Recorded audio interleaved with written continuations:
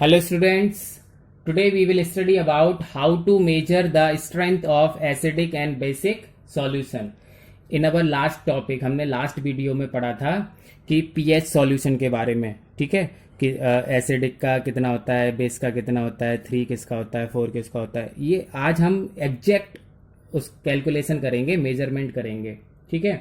तो to measure the exact strength, to measure the exact strength, okay, of the solution of an acid or a base, हम क्या करेंगे, we determine का मतलब पता करना है, determine the pH of the solution, okay, pH of the solution, ठीक है। so there are two method to do so, ये करने के हमारे पास दो मेथड है। फर्स्ट है by using universal indicator, okay, by using universal indicator. अब ये यूनिवर्सल इंडिकेटर क्या है पहले ये समझते हैं। तो यूनिवर्सल इंडिकेटर एक मिक्सचर है, सो it is a mixture of a number of indicators, मतलब क्या हुआ इसका, ये एक मिक्सचर है बहुत सारे, अ नंबर ऑफ इंडिकेटर का मतलब बहुत सारे इंडिकेटर्स का एक मिक्सचर है, ठीक है। और उस मिक्सचर में एक पेपर को डुबा के स्ट्रिप बना ली जाती है, ठीक है, जैसे लिटमस पेपर होता है। तो लिटमस पेपर हमें केवल ये बताता है कि वो सॉल्यूशन एसिडिक है या बेसिक है, ठीक है, ये नहीं बताता कि उसकी पीएच वैल्यू कितनी है, ठीक है। But this by using universal indicator we can calculate the, हम उसका एग्जैक्ट नंबर भी पता कर सकते हैं कि 5 है, 6 है, 14 है, 11 है, कितना बेसिक है या कितना एसिडिक है, ठीक है। तो फिर से समझते हैं, यूनिवर्सल इंडिकेटर एक मिक्सचर है बहुत सारे इंडिकेटर्स का, और उस इंडिकेटर्स में, उस यूनिवर्सल इंडिकेटर में एक स्ट्रिप को डुबा के सुखा लिया जाता है, that is called a pH paper. उस स्ट्रिप को बोलते हैं पीएच पेपर, ठीक है। तो एक स्ट्रिप को इम्प्रेग्नेंट किया जाता है, उस यूनिवर्सल इंडिकेटर में डुबाकर सुखा लिया जाता है, that is called pH paper, ठीक है। फिर एक हमारे पास स्केल होता है, पीएच स्केल, ठीक है, ओके। वो pH scale of different colour होते हैं, मतलब 1 होगा तो क्या कलर होगा, 2 होगा तो क्या कलर होगा। तो 1 होता है तो डार्क रेड, 2 पर हल्का रेड, फिर 3 पर रेड, 4 पर ऑरेंज, ठीक है, ऑरेंज, फिर 5 पर लाइट ऑरेंज। ये एक स्ट्रिप होती है, ठीक। करना कैसे है, हमने क्या लिया, एक टेस्ट ट्यूब ली, उसमें कोई सॉल्यूशन ले लिया। अब वो एसिडिक है या बेसिक है ये भी नहीं पता करना है, अब तो सॉल्यूशन ले लिया, और ये जो स्ट्रिप थी पीएच पेपर, जो कि ऑलरेडी यूनिवर्सल इंडिकेटर में डूबकर सूखी हुई है, इससे बनाई गई है, ठीक है।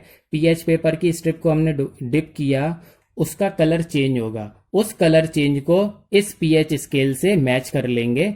अगर बिल्कुल डार्क रेड आया तो 1 है, अगर ऑरेंज आया तो 4 है, 8 आएगा तो ग्रीन, ठीक है, ओके, 12 आएगा तो डार्क पर्पल। ये ऐसे, ये एक फिक्स कलर की एक स्ट्रिप होती है, उससे मैच कर लेते हैं तो हमें पता चल जाता है कि फल मीन्स किसी भी सॉल्यूशन का एग्जैक्ट पीएच क्या है, ठीक है। वो मैं आपको, ये practically we can do in lab, but now I am showing you the strip. ये जो येलो कलर की स्ट्रिप है इसको बोलते हैं पीएच पेपर, ये यूनिवर्सल इंडिकेटर में डुबाकर बनाई गई है, ठीक है। ये किसी भी सॉल्यूशन में डिप की जाएगी, इसका डिफरेंट कलर आएगा, उस कलर को इस स्केल से मैच करने से आपको ये पता चल जाएगा कि उसका पीएच कितना है, ठीक है। आपको दिख रहा होगा 1, ठीक है, 2, 3, 4, 5, 6, 7, 8 ऐसे करके। तो डार्क ग्रीन आया तो इसका मतलब 8 है, ठीक है, ब्लू आया तो 10 है, ठीक है, लाइक दैट। रेड है तो 1 है, लाइट रेड है तो 2, और ऑरेंज हो गया तो 3। Like this we can calculate कि उसका पीएच कितना है। ओके, इतनी बात समझ में आ गई। So this is what the first step by using universal indicator. ठीक है, तो यूनिवर्सल इंडिकेटर के बारे में अभी हमने पता करा क्या है, एक मिक्सचर का, बहुत सारे इंडिकेटर्स का एक मिक्सचर है जिसमें एक स्ट्रिप को डुबा लिया जाता है, उस स्ट्रिप को बोलते हैं पीएच पेपर। ठीक है, और उस पीएच पेपर पर कोई भी सॉल्यूशन चेक करने के बाद उस कलर को मैच कर लिया जाता है मेन स्केल से, और जिससे एकदम एक्यूरेट वैल्यू पता चल जाती है। Understand? Now the second method is by using pH meter. ठीक है, अब as the name indicate meter, ठीक है, डिजिटल मीटर होता है। ठीक, कोई भी सॉल्यूशन लेकर उस डिजिटल मीटर को इसके अंदर टच करने से उसमें एक नंबरिंग आ जाती है, उस नंबरिंग से पता चल जाता है कि उसका पीएच कितना है, 3 है, 3.5 है, 2 है, 4 है, वटेवर। ओके, तो ये जो पीएच सॉल्यूशन, ये जो जिस पीएच मीटर को यूज करते हैं, तो nowadays we can use this pH meter, इसको यूज करते एक्यूरेट, वहां तो आपको नंबर मिल रहा है 3, 4, 5 ऐसे नंबर मिल रहे हैं, कहाँ, यहाँ पर आपको सिर्फ कलर से ये नंबर पता चल जा रहे हैं। ठीक है, here we can calculate the accurate reading, points में भी पता चल जाएगा, पॉइंट्स में वैल्यू आ जाती है। ठीक है, पॉइंट वैल्यू भी आती है, तो it is what given exact, बिल्कुल एक्यूरेट मिलेगा, जैसे पता चल जाएगा 3.02, 4.15। ठीक है, 4 तो है लेकिन 4.15 है, that is we can check from pH meter. ठीक है, ये दो बातें हो गई। ठीक, now here the next topic is role of pH in our everyday life. Role of pH हमारा बॉडी के अंदर, in our everyday okay life, हमारी लाइफ में इस पीएच का क्या रोल है। ठीक है, so here it is in biological system. तो बायोलॉजिकल सिस्टम दो तरह का, इन प्लांट और एनिमल। तो first of all in human बात करते हैं।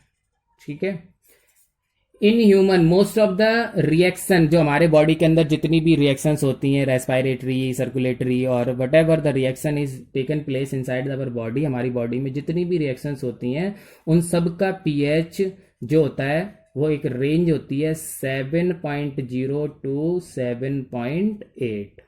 कितनी? 7.0 टू 7.8, बिल्कुल इतना। 7 से कम हो जाएगा या 7.8 से बढ़ जाएगा, so it is very difficult to survive, बहुत डिफिकल्ट हो जाएगा हमारे लिए सरवाइव करना। हमारी बॉडी का pH always in between 7 to 7.8। 7 से कम हो जाए या 7.8 से बढ़ जाए तो हमें बहुत डिफिकल्ट होगा बॉडी को हमारी सरवाइव करना। ठीक है, तो इसलिए बहुत इंपॉर्टेंट है पीएच स्केल हमारी बॉडी, हमारे लिए। Second is for plant. अच्छा ओके, इन ह्यूमन ब्लड है हमारा, ह्यूमन ब्लड, ठीक है, tears, saliva, okay, all are ranging 7.4। ठीक है, क्लियर है, बात समझ में आ गई। तो हमारी बॉडी का पीएच, जितनी भी केमिकल रिएक्शंस होती हैं बॉडी के अंदर, वो 7 टू 7.8।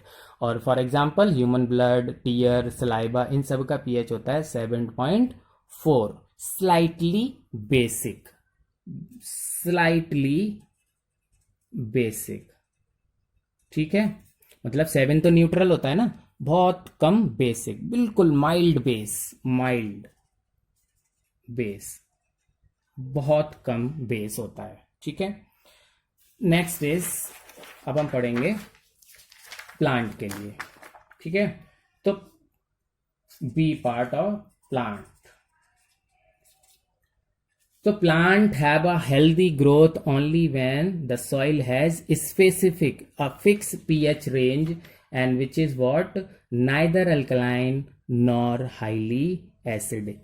मतलब जो प्लांट होते हैं that can survive in between acidic and basic, मतलब ना ही बहुत ज़्यादा एसिडिक होना चाहिए, नॉट नाइदर टू बेसिक, ठीक है, टू बेसिक और टू एसिडिक नहीं होना चाहिए, in between acidic and basic range है प्लांट की, तो ही सरवाइव कर सकता है। Okay okay, now our digestive system, as everyone knows that in our digestive system here is HCl, okay, that decompose the food into simpler substance। तो हमारे digestive system में most important part है, हमारे body के अंदर stomach में HCl होता है, और जो हमारे फूड को सिंपलर सबस्टेंस में डिकम्पोज करता है। So this hydrochloric acid does not harm to our body, हमारी बॉडी के स्टमक को, जो हमारा स्टमक है उसको हार्म नहीं करता है, because there is a one lining around the stomach that is called of mucus. क्या बोलते हैं उसको? म्यूकस की एक लाइनिंग होती है जिससे वो हाइड्रोक्लोरिक एसिड हमारी बॉडी को या हमारे स्टमक को हार्म नहीं पहुंचा सकता है, ठीक है। Let suppose when we eat some spicy और स्वीटी सब्सटेंस ना, जब हम बहुत ज़्यादा स्पाइसी खा लेते हैं तो हमारी बॉडी के अंदर बहुत large amount of HCl is produce, और हमारी बॉडी में बहुत ज़्यादा स्टमक के अंदर लार्ज HCl प्रोड्यूस हो जाता है, जिससे हमें एसिडिटी, दैट कॉज एसिडिटी, ठीक है।